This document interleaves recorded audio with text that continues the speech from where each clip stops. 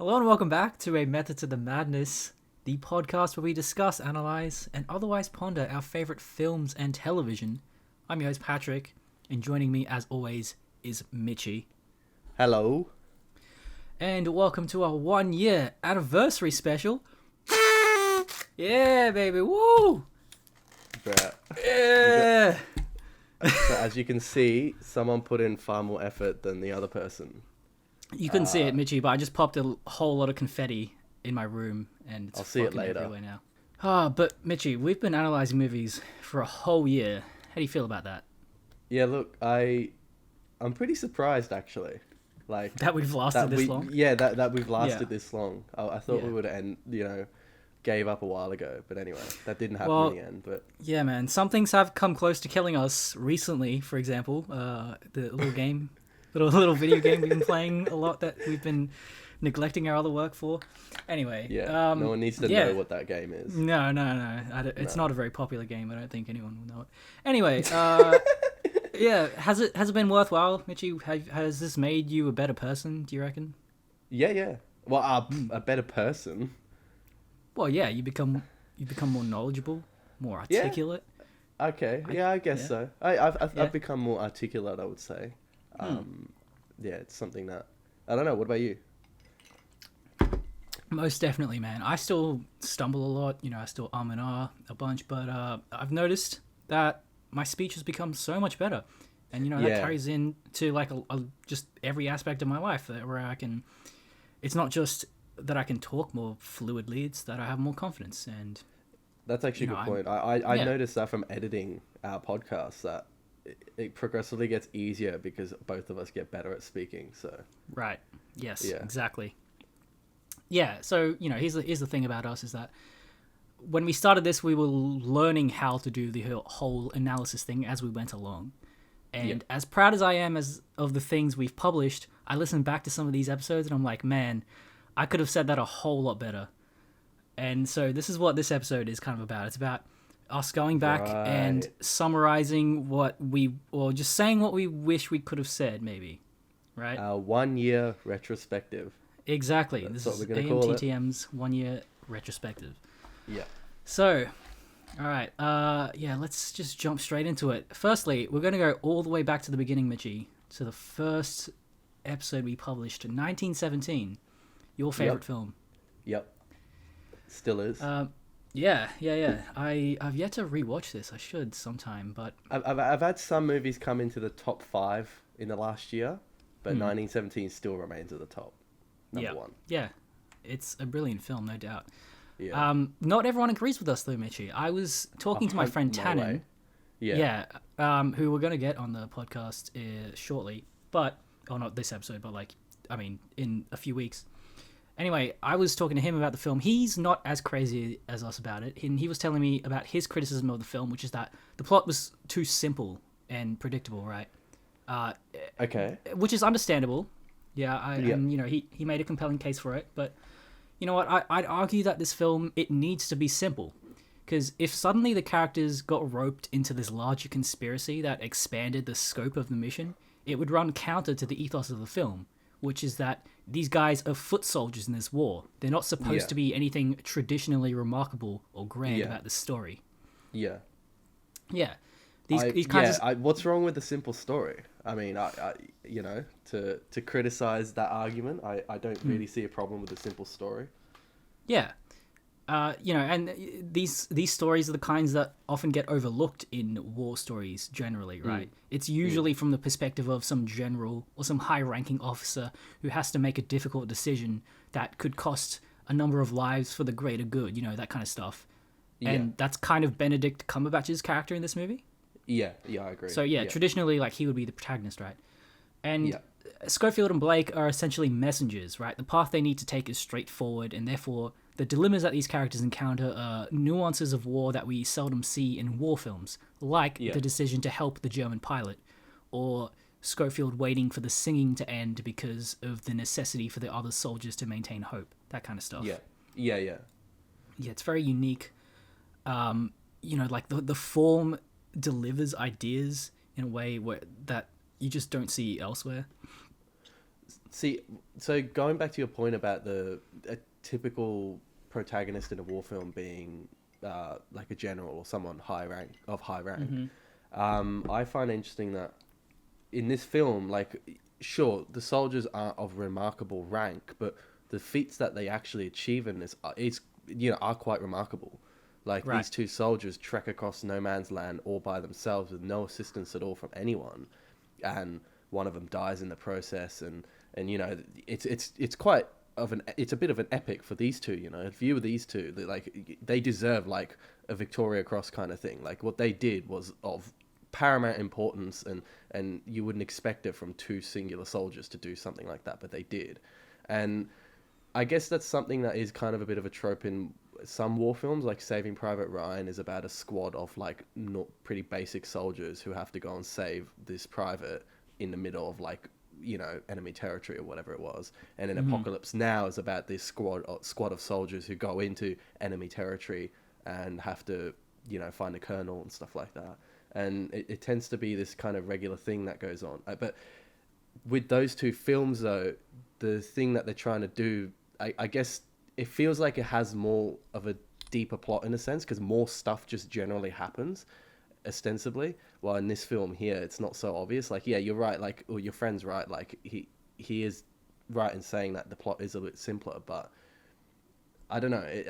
I still feel like that's what makes it even better than like Saving Private Ryan and Apocalypse Now, is that it is easy to follow and basic, yet Right. the physical achievements that the soldiers do are still of high importance and make you feel like what they're doing is actually dangerous and stuff like that. You actually put in their boots well. Well, because you're following these soldiers minute to minute, Yeah. you don't get the ideas that are presented when you have a larger scope of war. True. For example, Yeah. and like in Saving Private Ryan, the main character is Tom Hanks, and he's the leader of this group of men, and he's the one who has to decide, like, we're losing men on this mission to save one man, but I'm gonna do it anyway because that's maybe what's morally the right thing to do, and it's a dilemma, right? And that's the only that dilemma can only be really explored through a long process of their journey, which takes weeks, I'm assuming, right? Yeah. So yeah, I think, I don't know, I think 1917, it needs to be simple. The spirit of the film is that, like, it's not necessarily remarkable or grand in scope, is my point. Yeah, definitely. And the fact is that there's only two characters that do it. In those other movies, there's usually at least 4 or 5 people, right? And a couple of them die on the way. When you have two people and they're like friends, you feel the connection a lot more, especially when one of them dies. You feel that a lot more too, because you have so much more invested when you lose 50% of your characters versus losing 20 or 10% of your characters, right? Like, right. It makes a big difference.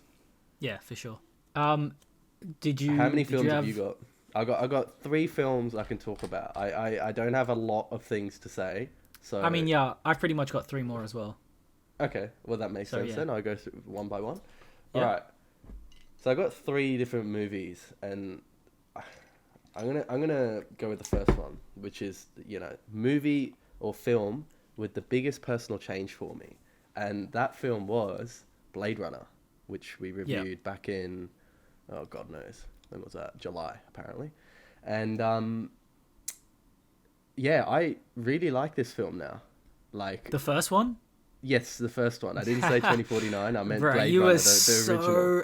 Yep. You were so adamant that that film sucked. Do you remember? Yep. Do you remember how I don't need to remember. It's on record. I can literally just go and listen to it on Spotify about how much shit I talked about that film. Which, granted, is like... So my main qualm with this is that the plot is shit. Or the plot is really convoluted and confusing, and you don't really know what's going on while it's happening. And as you go along, naturally... the more you watch it, naturally you get better at understanding it. And to me, that's like a Nolan film, right? Like Nolan film, especially like Inception and Tenet, which I'll talk about later too. They're 2 films that are really convoluted the first time you watch it for almost everyone, and no one gets it. But then the more you watch it, the better it gets. And Blade Runner has that quality too. But at least Inception and Tenet, you still kind of have a general understanding of what's going on. And and it looks really well. I don't know. They're just, to me, it's way more enjoyable watching Tenet the first time than Blade Runner the first time. But both have the same quality that they do get better the more you watch it.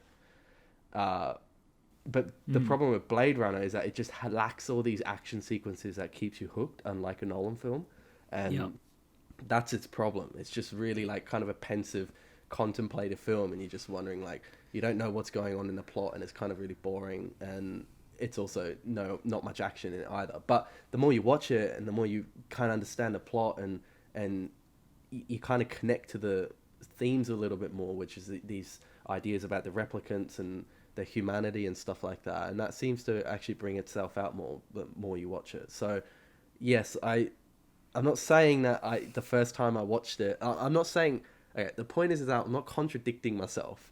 I still stand by what I said back then because I had only watched it once. But now that I've watched it a couple more times, it is actually really good. So there's nothing wrong with contradicting yourself, man. It just means that you've grown as a person. I'm not contradicting myself. I'm just saying to anyone listening that if you want to watch Blade Runner, you got to watch it a couple times before you understand what the hype is about it. That's exactly pretty much what I said, right? Yeah, true. Yeah. You're right, Pat. Is that what you want? Yes, thank you. That's all I want. Okay, we can end the fucking whole series now. Bye. That's all I wanted to hear. Yeah, see you later. Okay. Yeah, for sure. And that's kind of how I felt about Tenet the first time I watched it. I really actually kind of didn't like Tenet the first time because even with the action scenes, I had no context because I didn't know what the story was because I couldn't fucking hear anything. And that was kind of the same thing with Blade Runner when I watched it the first time. Yeah. I think Inception is also another one, but not as bad. It's a little bit clearer as to what's going on in that, but it's still the first time you watch it, it's not quite clear. And anyway, let's not get into that too much because that's the third movie I want to talk about. So, not Inception. What, Tenet? Yeah. Oh, true. Okay. Anyway, that's my take on Blade Runner.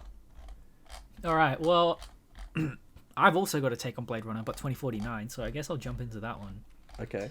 I've always equated cyberpunk with the Blade Runner series just because I thought Blade Runner captured everything there is to capture about the cyberpunk genre.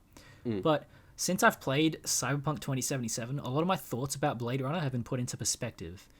Okay. And that is that the world of that game, 2077, is this super practical cyberpunk aesthetic. And the city in that game, Night City, that's what it's called. Something about seeing Night City in the daytime has triggered something within me about my preconceptions about cyberpunk. So, and in the daytime, I mean like really harsh sunlight on these, giant monolithic, brutalist architecture and shit like that. And then you see like trees and plants with the sunlight, and it shocked me. I was like, what the fuck? This is like, okay, cyberpunk can also be this. And so what I've come to realize is that Blade Runner has this mystical quality about it that separates itself from most sci-fi. And one of the biggest reasons for this is the sound design. It has this... I'm mainly talking about 2049 here. It has this kind of echoey majesty about it.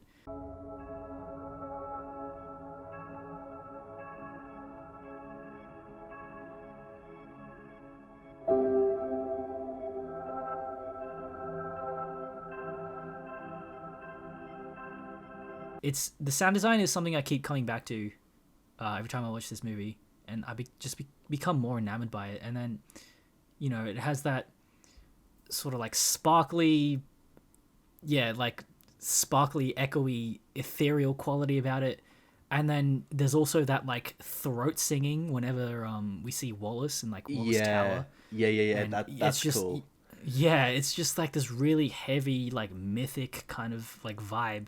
Yeah, it's very like cosmicist kind of feeling. Like this, it's just such massive scales, like. Yes, exactly. It's incomprehensible. It's like impossibly big architecture. Yeah. And just like very unreal. Yeah. And then on the opposite end of the spectrum, like I would recommend watching 2049 with headphones, because a lot of the sound design has this like ASMR quality to it. in the beginning scene with Sapper Morton, like when he's taking off his suit, and then there's like the air decompressing, and it's just like it's legit some like straight up ASMR shit. Like it's whack. Yeah, okay, I never would have guessed that. Yeah. So yeah, something. I mean, I'm gonna be talking about Cyberpunk 2049 again soon anyway, but I just wanted to say that. And okay, so and then another thing, Mitchie, you've been rewatching Westworld recently, right? Oh my god, it's so good. Yes. Yeah. Well, okay, we'll get into it another time. But so I've been thinking about Westworld and Blade Runner and the conceit of like androids and robot creation, right? And androids in Blade Runner are so novel, like compared to Westworld, where the android can be created entirely, from scratch, or like every part of them is meticulously designed. Whereas the slaves and the androids in Blade Runner are created out of a necessity, and because they are biologically grown, and right, so they're like clones. yeah, it's like they're not really they are robots, but not Well, really. hang on. They're grown in a lab, but like, right, you're saying that's like, so like their origin is some cell, while in Westworld they're entirely synthetic. Is that what you mean?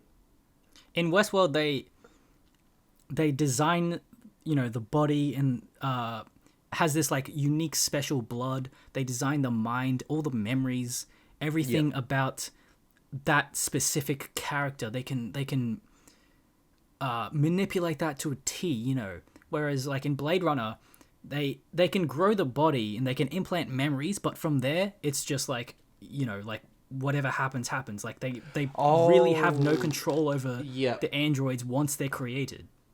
Right, okay. It's like, yeah, okay, I completely know what you mean, man. There's not like a chip in their brain and then you can control it with like a computer or something. That's what you're saying. Right. And then that's why they have to have those baseline tests for K, to make sure he's not like developing emotions. He's not becoming autonomous. Yeah. Yeah. And yeah, I just like that's really unique to Blade Runner. And something I haven't really seen elsewhere, which I really fucking love.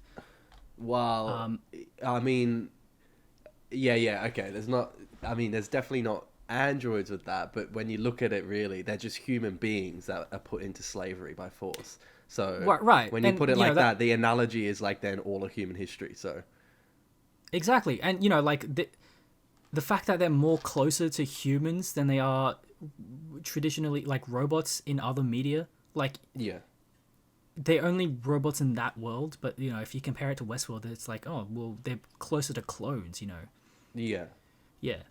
And then sorry, one more thing. I think there's something really this is something I've been trying to articulate for a long time, and I didn't get a chance in the podcast, but there's something really dark and weird about the irony of K being motivated to seek out his own humanity and identity by joy, because everything in this world is fabricated and artificial, right? And then K's search for truth implies that joy is real and their interactions are sincere, but she isn't. She's programmed in a way where she develops around the wants of the owner. The slogan for joy is like, whatever you want to see, whatever you want to hear. Yeah. And then that compels K to search for truth. And so his discovery of truth is from an artificial program designed to spur on his search for truth. And like, right. You get what I mean? Like, it's really weird and dark. Yeah. Yeah. So is it suggesting that joys actually do have self-awareness and autonomy? Or are we meant to believe that because K is so virtuous and he's kind of like a morally like good person, that the joys programming reflected that and like proliferated from his personality? That's actually, you get what I mean? Yeah. They're both. I think they're both equally applicable, really. Yeah. Yeah. So yeah, I really like that in this movie. Yeah. Yeah. It's That's all I had for 2049. So my next film the next film that I'm going to talk about is the movie that I've grown to love over the last year, and that film is Midsommar. Now, I'm not saying that I didn't like it or didn't love it back then. I really liked the film and thought it was great, but I've watched it a few times since, and it's just such a good film. And I really feel like it's like one of the most underappreciated films we've done. Like, no one really talks about Asta and his films anyway, let alone Midsummer, and it's, you know, just everything about it is just perfect. And my appreciation kind of stems not from I didn't come to some profound meaning of the film some profound understanding of the film or anything like that. It was just more, I was watching it and just noticed all the kind of technical aspects of the movie, you know, like how good the costuming is, the set design is just beautiful, and the music, you know, is just phenomenal. I love it. And it's just, to me, that's it. Like, that's all I really want to say. I just want to say that it's just such a good film, and I didn't barely won any awards or anything like that, and I think, you know, it should have been much more appreciated when it first came out in 2019. So Yeah. it's seriously really good. Yeah, it's a quality film. It's a shame that, you know, the big three aren't more popular. Peele, Ari Aster, and Robert Eggers. Yeah, Peele's up there. He is. He's more. He's more in the mainstream. But like Eggers and Aster, man, they deserve way more fame than they got. Yeah, but luckily A24 are the studio for that kind of thing. They always like taking on the people that aren't so well known. Safdie Brothers too. They're another one. Yes. You know, it's not like their movies flopped or anything. They're still going on to bigger and better projects, and we still got stuff to look forward to from them. So, you know, it's not all bad. Yeah. I feel like you're more of a Eggers man, and I'm more of an Asta man. Yeah, no, for sure. I don't know why. I fucking love Eggers. Yeah. No, his stuff is good, but Asta to me is just better. Yeah. So I got some things to say about Joker. Okay, Joker. Yeah, that was I feel like that was one of our worst podcasts. Yes, you know, exactly. I think that was one of the podcasts where like I was just like, I had such a hard time articulating what I was trying to say. Also, there was lots of noise too on your end. Oh, that's right. Yeah, noise reduced the shit out of my end, and it was like terrible quality. Yeah. Anyway, here's my redemption arc. Okay, so what I was trying to say, is that the archetype of the trickster. 1 year ago, what I was trying to say. Yeah. You remember that? The archetype of the trickster is ubiquitous in mythology, right? You got Loki in Greek mythology. You got the snake in Adam and Eve. Yeah. And yokai in like Japanese mythology. It's everywhere. The Joker would seem to slot naturally into this archetype, right, of the trickster. Yep. But it's curious how the DC Comics lore has specifically defined the Joker as a force of chaos in their stories. And over the years, they've done the reciprocal for Batman, and they've slotted him into the archetype of order. Yeah. And these mythologies just keep building off each other, man, throughout time. Like, the writers read the previous work and, like, you know, see the themes and see the archetypes they've slotted into, and just kept expanding on that.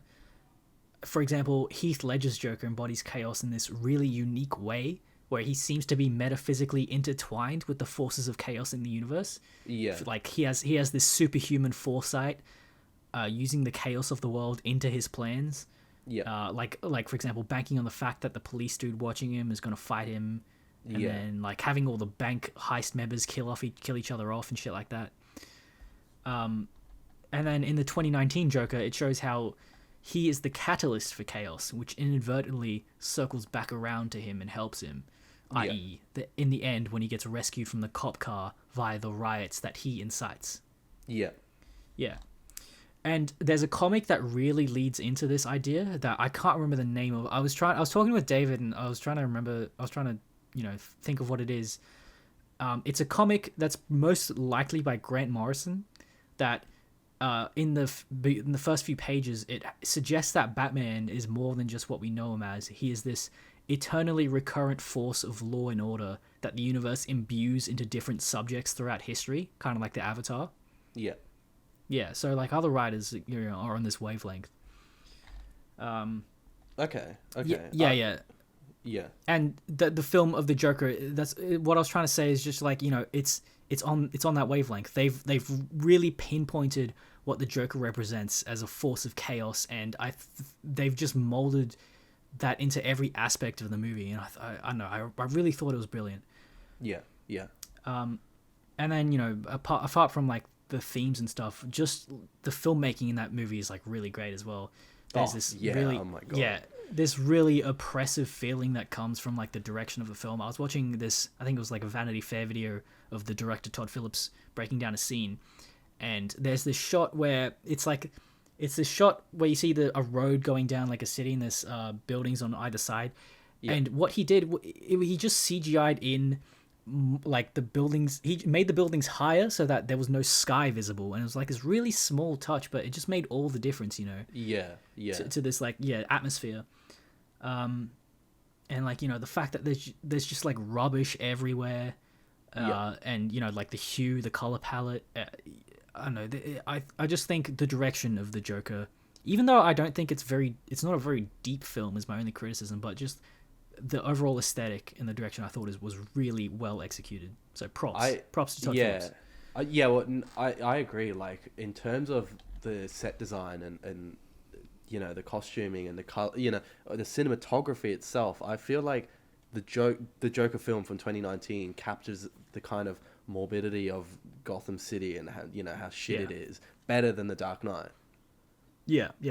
Like it really makes you feel like you're there and really makes you kind of feel sorry for the poor. And obviously, like contextually, this Joker film should be better at that because it is about the Joker, while The Dark Knight is about Batman and versing the Joker. So, Right. but still, I feel like it does a better job at capturing that. While the characters in the character conflict in The Dark Knight is probably the more compelling thing over Joker. Yeah. But yeah, I was reading about this. I read this thing the other day, and it was this theory about how, like, well, not theory, but just this idea that the Joker in The Dark Knight is like unhappy, he understands what the world is like already, and he's the one that's kind of sick of the world and believes the world is chaos, and does what he does to do it. But in the Joker film from 2019, the Joker in that doesn't really understand that until the end, but it's more about the reciprocation of that of the world hating the Joker as opposed to the Joker hating the world. And that's like the two differences in the two movies. Yeah, that's a great connection. I love that. Yeah, right on. What have you got? What have I got? Well, it's Tenet. Titled under movie that has improved the most to me. So yeah. I mean, we've already talked about this in terms of with relation to Blade Runner, but like, I feel like when we did that video podcast when it first came out, I feel like I agree with you. Like when I watched it the first time, as much as I really enjoyed watching it, because the the action scenes were just like so unique. I mean, there's no getting and that's always the case with Nolan, right? Like he actually crashed that plane into a fucking building, and if I get to watch that on the screen, I'm going to be pretty happy, no matter how shit the plot is. But I still didn't enjoy it as much as I thought it would, and I don't know if I fully admitted that in the video. I kind of didn't want to be like, no, it's shit, and jump on that bandwagon. I think we were in denial. Yeah, we were in denial because we're both Nolan fans, right? Yeah. And I watched it a couple more times though, and like I said before, I ended up really loving it, and the big reason is that I bought the disc, watched it on my TV, put the subtitles on, and now I understand what the fuck is going on because I can hear what the people are saying. Well, not hear it, but I can at least read it right. So the plot made a lot more sense to me. And once you understand the plot and what's going on, it's a really fun movie to watch with your friends. Like I watched it with my friends the other day, and we just pause it after that scene with Sator doing a pincer movement when he goes into the turnstile. It's like halfway through the movie, the car chase scene and stuff. And you just pause the movie after that scene ends, and you just like try and wrap your head around what the fuck is going on, and you just discussing it. You're like, wait, so where's he going? Because when you watch it the first time, you have no way at all to decipher it. It is literally impossible, I think, for any first viewer without subtitles to decipher that's going on in that scene. But now that I've watched it quite many times, I actually understand completely what's going on in that scene now. It makes complete sense, chronologically to me. And that's something like I really enjoy about Nolan films, is that he does provoke a lot of discussion like that, but especially Tenet. Like Tenet provokes so much discussion, not just because it's confusing and you want to kind of elucidate the plot, but also because the philosophical kind of meaning of the time travel that's going on in it is really interesting too, because normal time travel doesn't really focus on things like free will and destiny so much, while Tenet, by virtue of how the time travel works in it and how the turnstile works in it, it automatically provokes a discussion about free will and destiny, because, you know, if you were to walk through a turnstile and see yourself doing what you did already, then you kind of seem to have like this control over what you're doing, right? And it's these kind of discussions that really I enjoy about Tenet and really made it good. That's interesting to me, because I think that like all time travel movies inherently sort of provoke that kind of question about free will and determinism. Do they though? How? Yeah, well, because, you know, it's like if you go back in time and, you know, do something that affects your life in the past, you know, the grandfather paradox kind of stuff, like, will you still go to the future and then go to the past and do that thing? It's not such an explicit like commentary on free will and destiny though. Like, sure, you can change the past, but it's more of a question about paradoxes and how, you know, how changing the past might affect the future and parallel worlds and stuff like that. But the thing with Tenet, right? Like I'll give you this situation, like you see yourself on the other side of the turnstile window, say and do things backwards, right? You walk into the turnstile with the knowledge of what you just did. It's so obvious then that free will and destiny comes into question, because do you have the opportunity to change what you saw yourself do, or are you fixed to do what you already saw yourself do? You know, and because it happens immediately afterwards, you can immediately kind of connect that really straight away. But with a normal time travel movie, it's not so explicit. Like the way that this time travel works, because you, as soon as you walk into that turnstile and you're walking back, you're going backwards in time, you know, against your previous self, and you have to re-experience kind of everything what you did but backwards. It begs a question of like, well, can I change what I did before? Because you would remember everything that already happened. But normal time travel, not so much. Like I suppose you could time travel back like 15 seconds or something in, like, you know, in a normal time travel movie, but normal time travel movies tend to focus on like, no, let's go back like 40 years or 500 years and see what happened in the past, and I'll kill my granddad or something like that, right? But like this movie is not like that. It's like immediate past. It's you 10 seconds ago as soon as you walk into that turnstile, you know? No, I get you. Yeah. Anyway, I do like that. Yeah, and also one of the big criticisms, so we already talked about how like Inception is kind of like also really confusing, but as the more you watch it, it gets kind of more enjoyable too. But one of the biggest criticisms about Tenet was the lackluster characters. You have no investment in the characters whatsoever, because they're just portrayed in a way that you just kind of don't care about them, right? And people are whinging about this a lot. You read about it online. They're like, yeah, the characters are shit. Like, you know, I don't care if they die, blah, blah, blah, blah, blah. And as though implying that every single film, for it to be good, needs to have characters that you have to invest in, which I understand characters are inherent to a story because, you know, they represent us and the viewer, but like, and you want to be in their position to feel what they're in. But to be honest, I don't think any of Nolan's films have really very good characters. Like, I mean, even Cobb from Inception, he does have a emotional motivation, which I don't give a fuck about, really. Yeah, like, exactly. You know, Inception is a second, like Dark Knight trilogy. The characters are pretty compelling in that.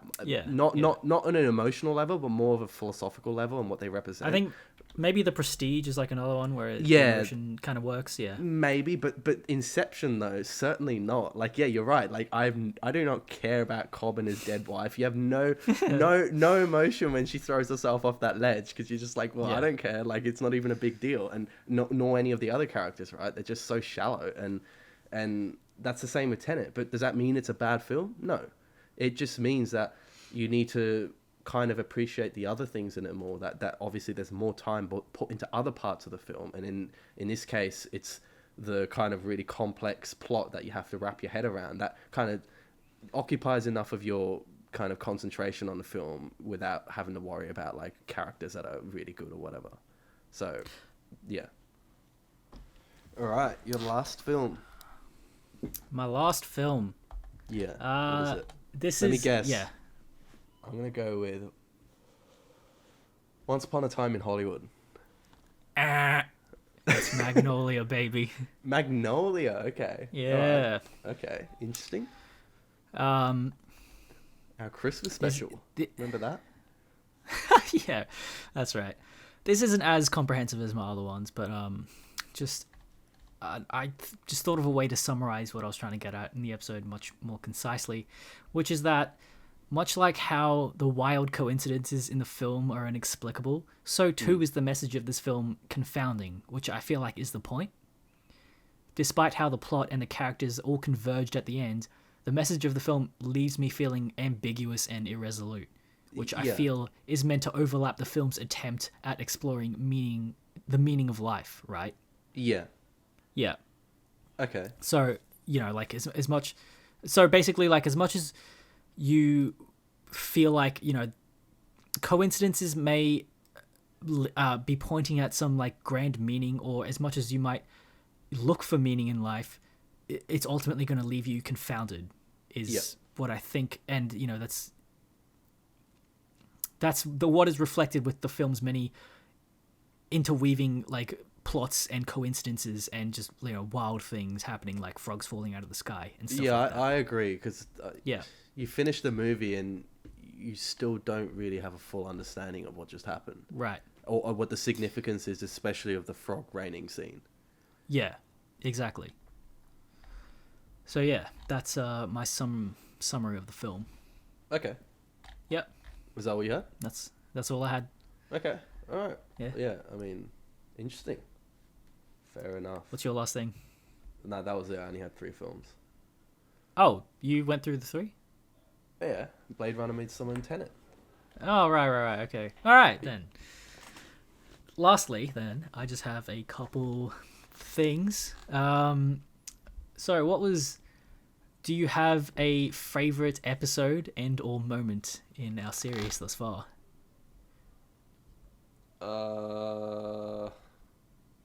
Favorite, like, movie? Is that what you mean? Just favorite anything. Favorite podcast that we did together. Yeah. That's a fucking good question. You know what? Actually, I do have a couple. It's either going to be Schindler's List. It's either going to be Schindler's List or American Psycho. Those were 2 good ones. They were two good ones, and I really actually enjoyed what we talked about. I feel like, especially with American Psycho, I feel like we really broke that down in a very thorough way, and actually in a comprehensible way too, like about what it represents in a hedonistic kind of society, that kind of stuff. It's just it was really good, and it's made me love the film so much more than I did before. Hell yeah. Right on. What about you? It's got to be between... No. It's got to be between Birdman or the Avengers. Yeah. Birdman or the Avengers? Okay. I like, not to fucking pat myself on the back or anything, but like I just really love how I articulated the philosophy of conclusions. The two movies I just picked, I was the host too. So yeah, and the 2 movies I picked, I was the host. Yeah. But I know I really think I fucking nailed that Avengers podcast. I listened back to it like a couple weeks ago and I was like, damn, that was really good actually. Yeah. Okay. And same with the Birdman one. What did we talk about in that? Talk about like Dharma films and theater versus film and shit like that. Oh yeah, that was good. Yeah, but probably Avengers is my favorite. Okay, fair enough. Yeah. And last thing, so what are we've been doing this for a year. That's a pretty good big milestone, and I imagine we'll be doing this for another year. So what are some goals that you want to accomplish for this channel, Richie? I want to do a podcast like Breaking Bad, but on Westworld. Yes, I knew it. Yeah. Yep. Like, after maybe not the whole thing, but I'll think about like season 2. I haven't finished it yet, but maybe not. But season 1, we definitely need to kind of like break that down. And I'm not sure yet if I want to do it episodically or kind of maybe split into 3 or 4 parts. But there is just such interesting discussion naturally if you've seen the season. Like, it's just so compelling, like about the idea of creating AI and creating consciousness and what represents that. And I've watched it 3 times now this season, and I've actually written like quite a lot of notes on it, so there's a lot of things I would like to say about that. That's something I certainly want to do. Yeah, fuck yeah. Something I wanted to do as well. Yeah. So what about you? A couple things. I mean, we've talked about this a lot, but we definitely are going to go through all the Nolan films. Right, are we actually doing that? Because you were iffy about it one day. Was I? Yeah, you Oh, were well, like, no. oh, I feel like everyone's already said everything they need to about them. Well, yeah, I still believe that, but I still want to do it. Okay. I think we need to. We need to do the Nolan films. Oh, Definitely. 100%. And He's not your favorite director apparently, but he's mine. I want to do more video essay type content.